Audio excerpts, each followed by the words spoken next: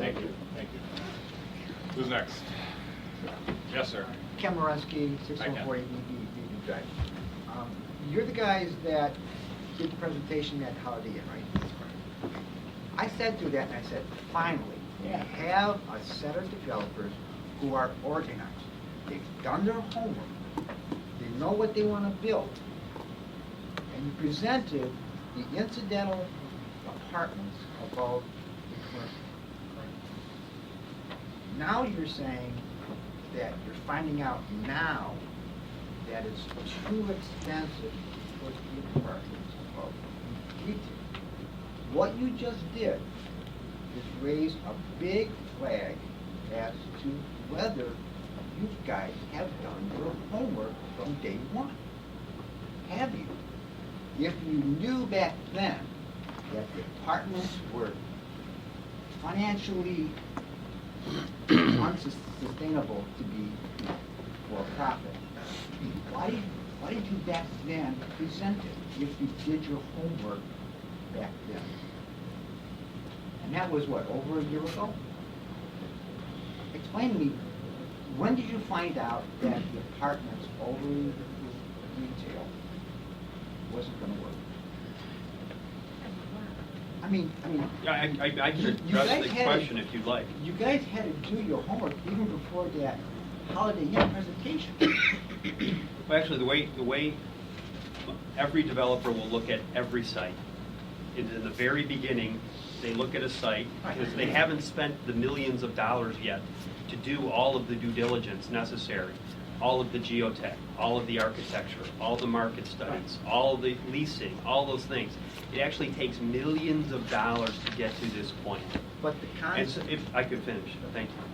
So the way it works is the developer looks at a concept. That was before we did our preliminary plan at all. This is what we would like to do if the site was perfectly flat. Perfectly flat and buildable. That's what we would like to do. Then you start the process. One of the reasons this site hasn't developed for so many years is because there has never been a flexible enough environment to invest this kind of money to really see what the site will produce, how the market will respond. The cost for the apartments was one of several reasons why the apartments don't fit on top of the retail. Cost was one. Some of the other reasons are the retail response. When the retail response saw our plan that we would have liked to do with the garage and everything else, when the retail response was, there's no way in the world we are ever going to lease space here with that retail up against Rockside. It's never going to happen. Don't even come to us. If we can't lease it to tenants, then we can't build it. So every step of this process was a little more information, a little more market study, etc., to really produce what you can actually build on this site. We have, 48,000 cubic yards of dirt to move, because this entire site goes like this, and then you hit a wall of rock and it goes straight up. So all of the dirt that's in the front has to be excavated and pushed either all the way back or taken off site. That alone added $4 million to the cost of this site that we haven't even put anything in the ground yet. You don't know that when you first look at a site. So when you look at a concept plan, you don't have all of that data in front of you. It takes a lot of money and a lot of cooperation, a lot of time to do that investigation. So now we're at a stage where we have all this information, and quite frankly, we had a plan that was okay. We were very happy with the assisted living in the back, very happy with the retail in the front. We were okay with the townhomes in the middle. And an opportunity to do the apartments came up. And it really did. And when we looked at it and we saw that it does produce a lot more money for the city, and it does produce a much better product in terms of apartments, where you can start now asking for rents in this range. Now we can do amenities. Now we can do these things that we really want to do. So now we're here to discuss moving it back. The concern that I have, again, is that when we actually made the presentation of apartments above the retail, and as far as probably the residents of the city said, okay, the apartments are incidental to the whole scope of this whole project. Few apartments. Well, if I can no comment problem. on that, actually, I think there was 150 apartments, Right. and now we're talking 250. It's 100 more. We were opposed to that, but we. But I'm just saying, we I conceded. think it was either, and when we said it was 100, it's 144, I think It's was the number. 160. 160. And that was on the retail that we had planned. We might be able to do a lot more retail commercial on the front and put apartments on there, but that's not what we did in terms of balance. So, to your point, it's incidental apartments. I think what I would rather say is we had sized the apartment buildings to fit on the retail that we had then planned at that point. We could probably put 200 apartments on top of retail up in the front. But it didn't make sense from a planning perspective at that time. So we're pushing the apartments back and we're adding 100. So it's not like we had incidental a couple apartments and all of a sudden we have this huge apartment complex that we're doing. That's actually not true. But what really bothers me is that in that presentation at the Holiday Inn, it seemed like, and because you even had civil engineers there giving their presentation, I would expect they did their own analysis of the site before they even got up there to speak. No, we had an architect who did a conceptual drawing of the building, and, you know, everyone keeps bringing up this Crocker Park. Never said it was gonna be like Crocker Park. Oh, We no. hired the architect who did the Right. buildings at Crocker Park. But again, you had different groups from different aspects of each part of the construction. You had an architect there, you had a site engineer there, giving his presentation. He didn't do his homework. Excuse me, Council President, for the sake of time, I would ask that if we could kind of move along, because what's happened in the past has happened in the past. I'm concerned with what I've got to look at in the future. and make- For sake of time, how many people have questions? Okay, so not too many. There's also Let- 13 people in the hall, so we don't know if their hands are up right now. Thanks for letting me know. You're the reporter, right? Damn. Let's try to keep this to 5 minutes a person, if that's fair. Is everybody okay with that? Yes. Okay. Who's next? Yes, sir. My name is Dennis Glendenning. I'm one of the last houses on Cross Hill. They're tore down all against me. I've been involved with this. I've lived there for 45 years. I was involved with this going on when it first started. I told you and everybody else, when it first went through, the state of Ohio engineers and the counties come down there and says, there'll never be buildings back here because of the quarry. If you guys remember, I said, you ain't gonna build what you think you are. You can't tear your rocks down like we do in normal construction. You will form lakes.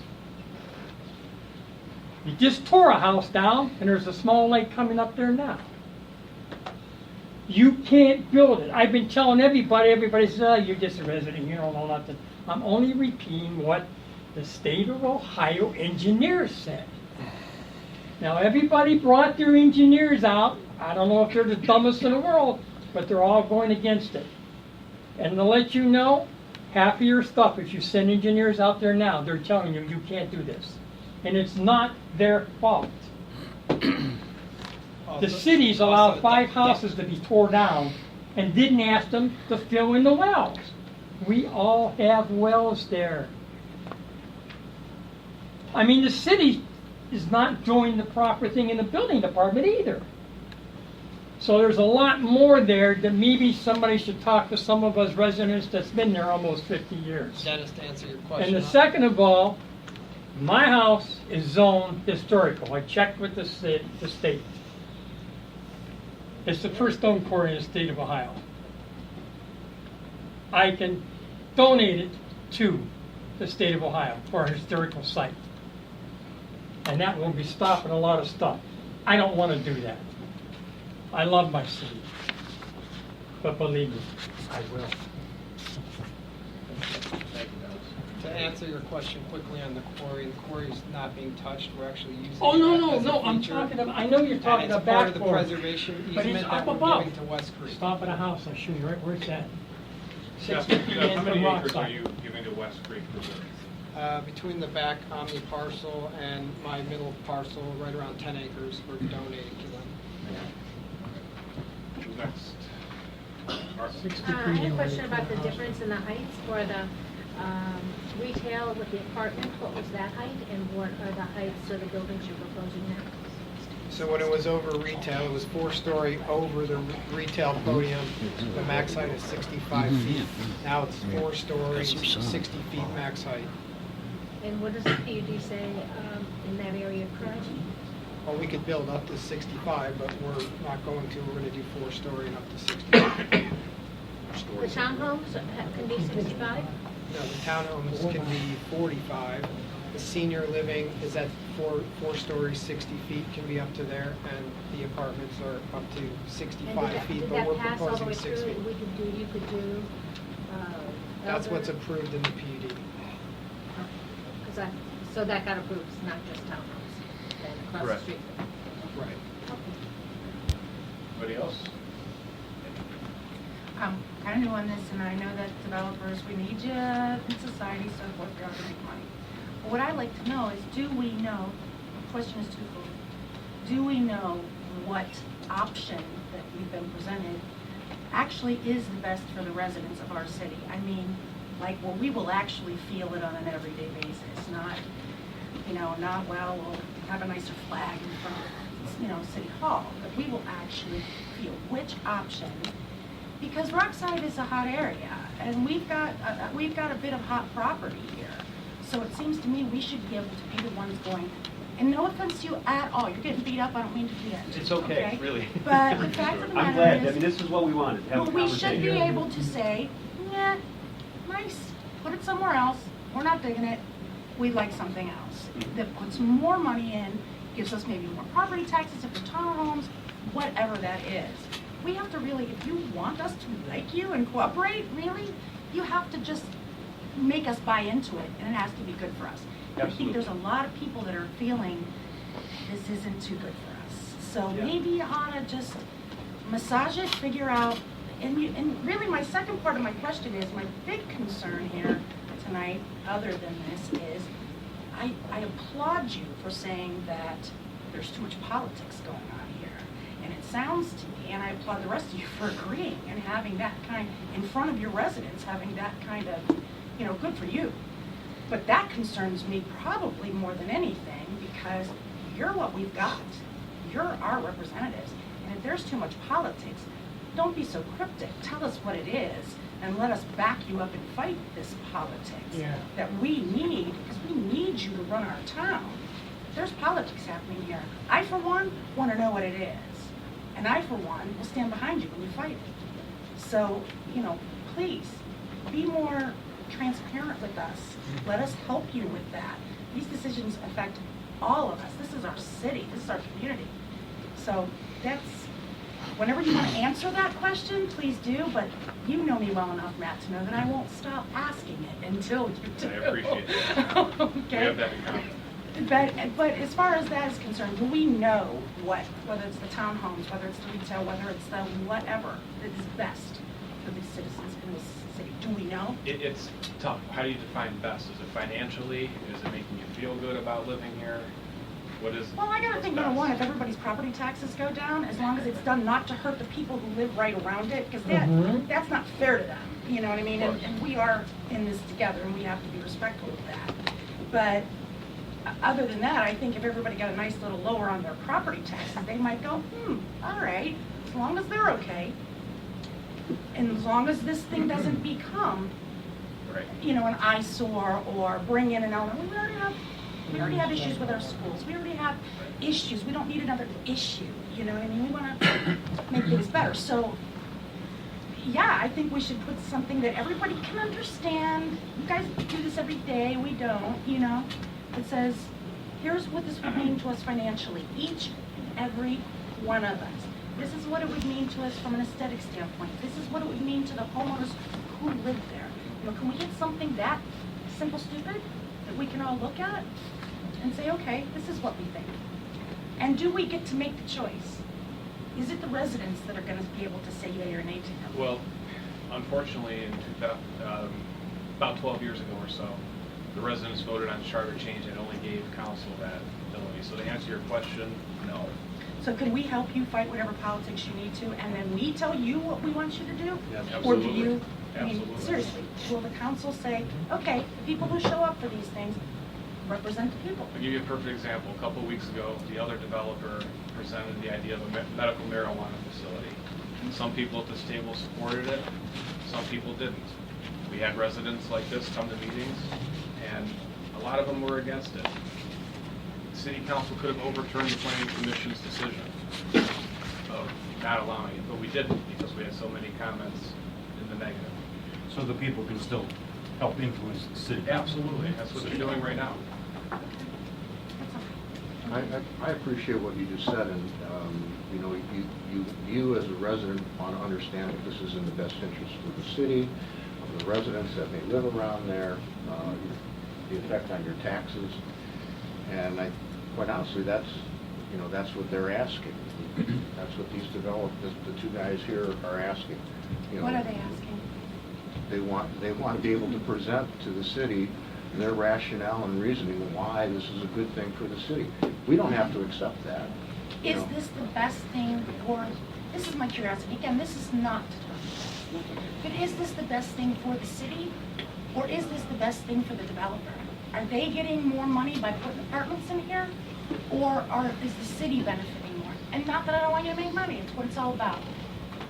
But it's our homes, and if somebody was doing this to you, you'd be standing up here saying the same thing. I grew up in Seven Hills. I lived on Carlisle my first 25 years, so I know exactly what this is. So we I used just to want- play yeah. on this land when I was 7. So, I mean, I totally get it. And you know, it's, this concept would not be in front of you guys tonight if we didn't think that there was an objective and measured approach to show that we think it's better for everybody than what's approved today. What approved today is either assisted living on the site or townhomes are on the site. That's what's approved today. We could come in tomorrow and start building townhomes. And are either of those better for our residents? Well, I think when you say the words better, you have to also think about like the year-long process that we've kind of gone through just on the preliminary plan that's approved. And as we get this information, as we get all this data and everything else, this has grown. And, you know, what's best for us and the city is also somewhat dependent upon what physically we can do. How much Starbucks will pay depends on what this development looks like, where they're going to go, all those types of things. So if we have to take all of this data and kind of put it together in the models and the pictures, and we look at it and we say, well, what's best for this site? Well, is single-family homes across the whole site best for us, best for you? No. Some retail, some mixed use. And this is, I mean, the concept of this PUD was to stay flexible, let us have some comfort to know that if we spent, and I mean, Jeff, we've spent millions of dollars so far just on this analysis, just to get here tonight. And we were, you know, the townhomes were in front of us to go, the 100 townhomes, and that has a data to it, and that's where we were at.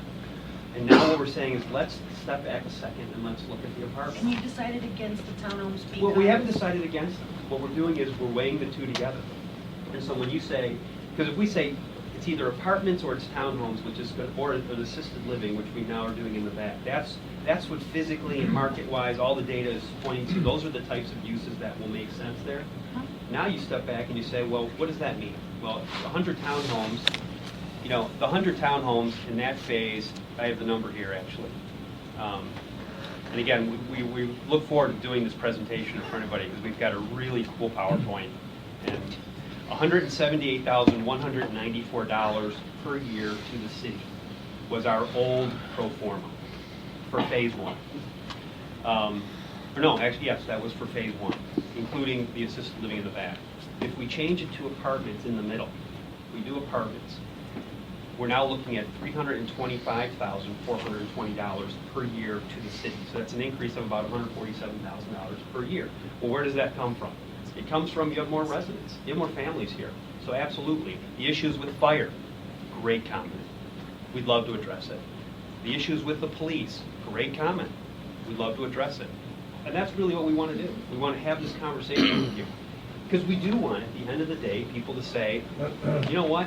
We would much rather have townhomes back here. We don't care about the $150,000 at all. We just don't even care about it. You know, is that how everyone wants to look at this development? Maybe it is. Maybe it is. Well, And we don't need know to that the take it- $150,000 is going to be profit either. It could go into Well, no, that is- police or that- fire or whatever that we need That's true. to up That's very front. true. So Absolutely. those are the things I think we need to lay out the simple, stupid terms so that we can all And we see have, clearly. every step of the way, we've done, is we've handed out one of these. And I'm not going to hand this out tonight. We'll hand it out. We've done one of these for every one of these preliminary development plans. This is, I'm sorry, what did you call it? The single stupid, whatever it was? That's what Simple, you're stupid. Simple stupid. Yes. So this is what we've done for every one of these plans, and we've handed them out at every one of the meetings. And it goes through in detail the amount of employment tax, the amount of cat tax, the amount of money that comes from the construction jobs, the amount of, you know, all of this information. It comes down, and we've in very detailed way, something that the other developer hasn't done, by the way. But we have gone through this in every one of these and handed these out. In every excruciating details to every benefit for every one of the proposals that we've made. And that's how we kind of got here. Handed them out to who? Anyone that was at the meetings. We have all of those. You did. Yeah. And then you can take that information, and since you know our city, you can say, okay, based on their information, this is what's actually gonna come into the city, taking out any additional expenses it would take. Have we done that, or are we still in that process? We don't know exactly what's going in there Okay. yet, so not yet. Okay, But fair that enough. will be done. Fair enough. Thank you. That would be good to Question? have you done with. Yes, sir? Out of the 250 units that are considered being built, how many separate buildings would it take to build those 250? It's 5 buildings. 5 buildings? So you're going to have 50 apartments in a building? Yeah, some Large buildings are all right. 52 and some are 54 units.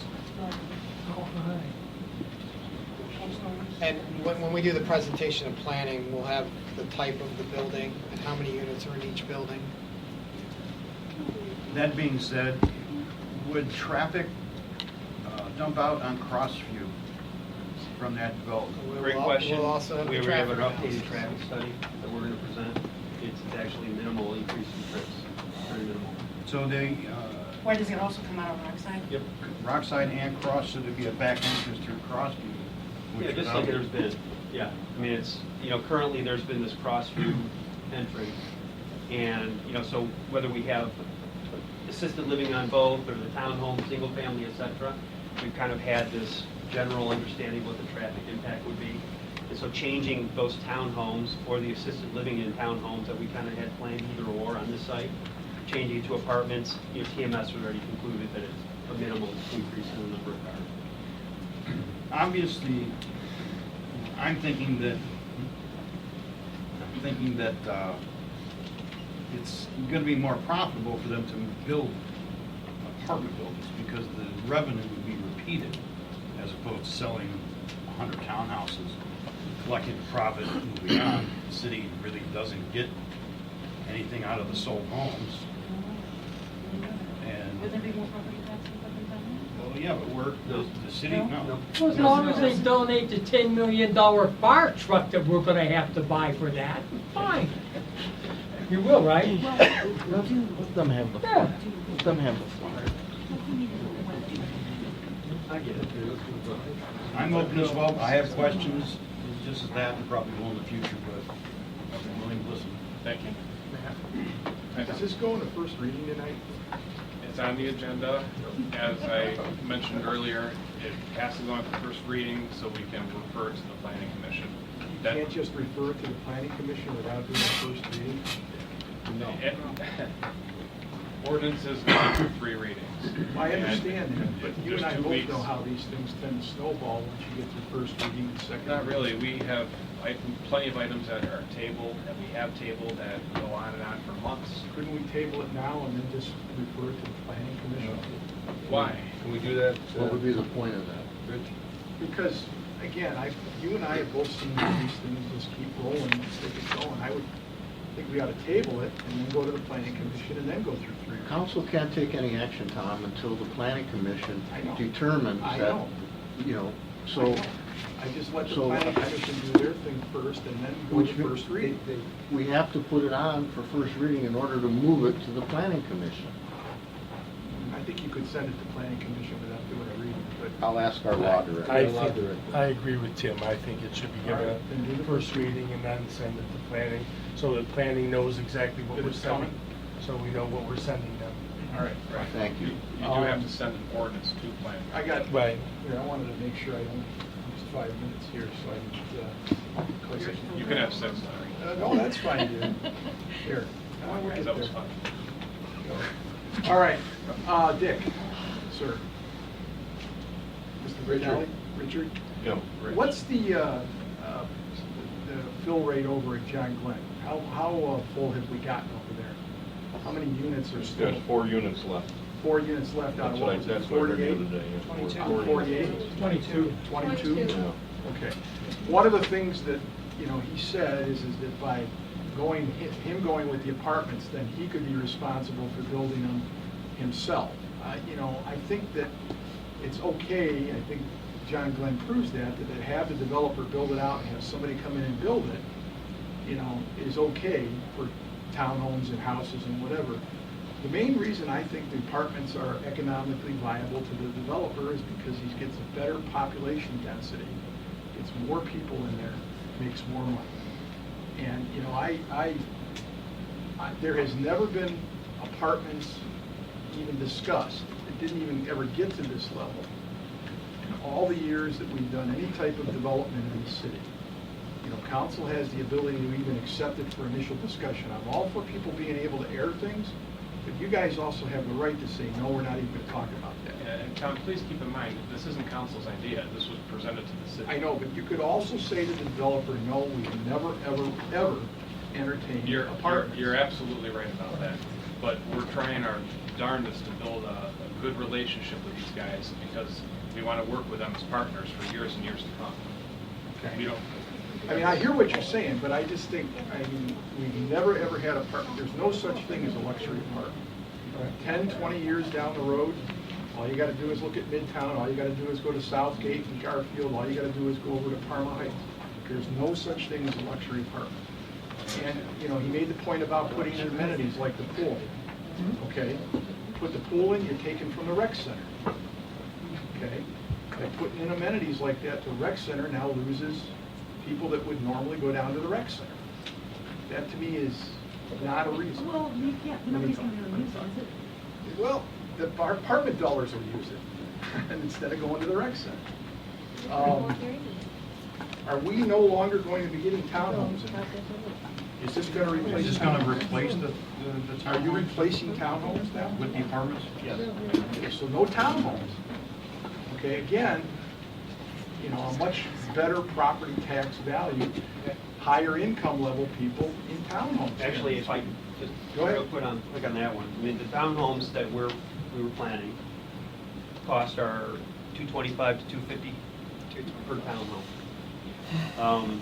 So, other folks here in the room might understand what a mortgage on a $200,000 townhome might look like, and whether it's actually $1,200 a month to $2,000 a month. I don't think it quite is. And so that was the size and cost of the townhomes that we were planning to put in there. So when it comes to value, actually, we're spending $20 million more on the apartment building than the cost of all those townhomes would have been. So real estate taxes are based on value, not necessarily cost. But if you're spending $20 million more on the building, then you are going to have more real estate tax. So from a real estate tax and a value perspective, it's much better than the townhomes for the schools. And again, it's much better for the city on income tax because of the number of people. Yes, I think it's a valid point on the costs of what it costs the city to have an apartment building in it. And I think that's something that we should absolutely talk about. I guess that's a question. Whatever happened to the safety station down there? That just disappeared. Just went away. Is there a need for it? Yeah, if you're going to put this many people down there. I'd love to see the figures and the facts that back that statement up top. Well, You guys are the council, I mean, it was, We don't believe there's a need for it at this point. it was originally in the plans, so, and that was before we talked about apartments. You're gonna move the population center north substantially. We are?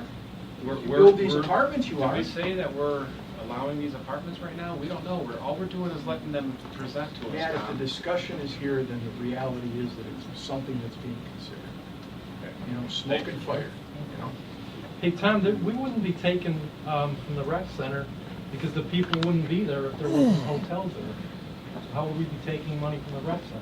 I'm saying that if you build amenities like he's talking about in these apartments, a pool. But the amenities would be for the people in the apartments. They won't go to the rec center. But But then they wouldn't won't- be there if there was no But apartments. they won't go, those people then, in theory, if there was no pool there, would then use the facility at the rec center.